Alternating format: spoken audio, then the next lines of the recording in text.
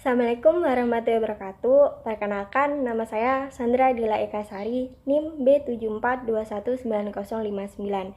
Dan rekan saya Lisa Novita Ayu, NIM B74219058. Kami dari kelas D2, mata kuliah Manajemen Wakaf. Di sini kami akan menjelaskan sedikit tentang sejarah perkembangan, problematika, dan unsur-unsur yang menyebabkan bentuk baru wakaf. Yang pertama, saya akan menjelaskan tentang sejarah perkembangan wakaf di Indonesia. Wakaf di Indonesia sebagai lembaga Islam yang erat kaitannya dengan masalah sosial dan adat Indonesia telah dikenal sejak sebelum kemerdekaan, yaitu sejak Islam masuk Indonesia. Berarti wakaf itu sudah ada sejak Islam masuk Indonesia. Disitulah diperbaiki hingga sekarang bagaimana caranya kita berwakaf, hukumnya berwakaf, tata cara berwakaf, syarat berwakaf, dan apa saja yang dapat kita wakafkan. Sejarah wakaf di Indonesia dibagi menjadi tiga. Yang pertama, wakaf di zaman Kesultanan. Banyak bukti-bukti ditemukan bahwa pada masa Kesultanan telah dilakukan ibadah wakaf. Hal ini dapat dilihat pada peninggalan sejarah, baik berupa tanah dan bangunan masjid. Yang kedua, pada zaman Hindia Belanda, perkembangan tentang aturan wakaf terlihat pada tahun 1905 pada masa pemerintahan Hindia Belanda. Yang ketiga, pada masa kemerdekaan dan era reformasi. Pada masa kemerdekaan, masalah wakaf mulai mendapat perhatian lebih dari pemerintah nasional, antara lain melalui Departemen Agama. Adalah problematika wakaf di Indonesia.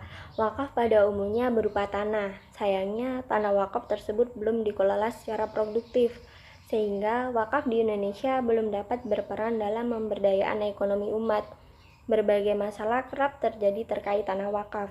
Di antaranya, tanah wakaf yang tidak atau belum disertifikasi, tanah wakaf yang masih digugat oleh sebagian keluarga, tanah wakaf yang dijual oleh pihak yang diberi amanat untuk pengelolaannya, termasuk tukar guling, tanah wakaf yang tidak adil dan tidak profesional, belum lagi penggelapan dana dan pengurangan luas tanah wakaf, dan konflik antara yayasan dengan sebagian keluarga yang memberi tanah wakaf, serta tanah wakaf yang terlantar atau ditelantarkan. Di antara problematika wakaf adalah sebagai berikut. Yang pertama, kurangnya sosialisasi. Pada umumnya, masyarakat belum memahami hukum wakaf dengan baik dan benar, baik dari segi rukun dan syarat wakaf maupun maksud disyariatkannya wakaf. Yang kedua, pengelolaan dan manajemen setengah hati. Manajemen wakaf sangat memprihatinkan. Sebagai akibatnya, cukup banyak harta wakaf terlantar dalam pengelolaannya, bahkan ada harta wakaf yang hilang. Yang ketiga, objek wakaf dan komitmen nazir. Objek wakaf dikembangkan mencakup benda bergerak dan dapat diwakafkan. Yang keempat, lemahnya sistem kontrol. Pengawasan adalah hal yang sangat mutlak dilakukan. Beberapa dekade perwakafan di Indonesia kurang mendapat pengawasan yang serius. Ada unsur-unsur wakaf. Wakaf dinyatakan sah apabila telah terpenuhi rukun dan syaratnya. Rukun wakaf menurut fikih ada 4 macam, yaitu yang pertama wakif, orang yang mewakafkan. Yang kedua, mauquf alaih, pihak yang diserahi wakaf. Yang ketiga, mauquf, harta yang diwakafkan. Yang keempat, sihat atau ihrar, pernyataan atau ikrar wakif sebagai suatu kehendak untuk mewakafkan. Rukun wakaf menurut fikih. Yang pertama, wakif, orang yang mewakafkan. Wakif harus mempunyai kecakapan hukum atau kemahlul ahliyal, legal kompeten dalam membelanjakan hartanya.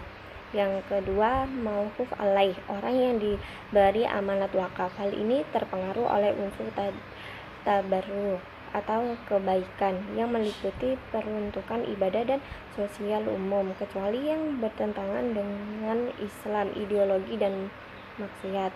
Yang ketiga, mauquf, harta benda wakaf. Perbincangan fikih mengenai benda wakaf bertolak pada pertama, jenis harta, apakah benda bergerak atau tidak bergerak atau bisa keduanya.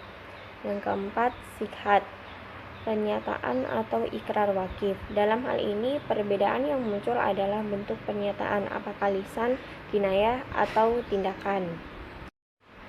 Sekian dari kelompok kami, kurang lebihnya mohon maaf. Wassalamualaikum warahmatullahi wabarakatuh.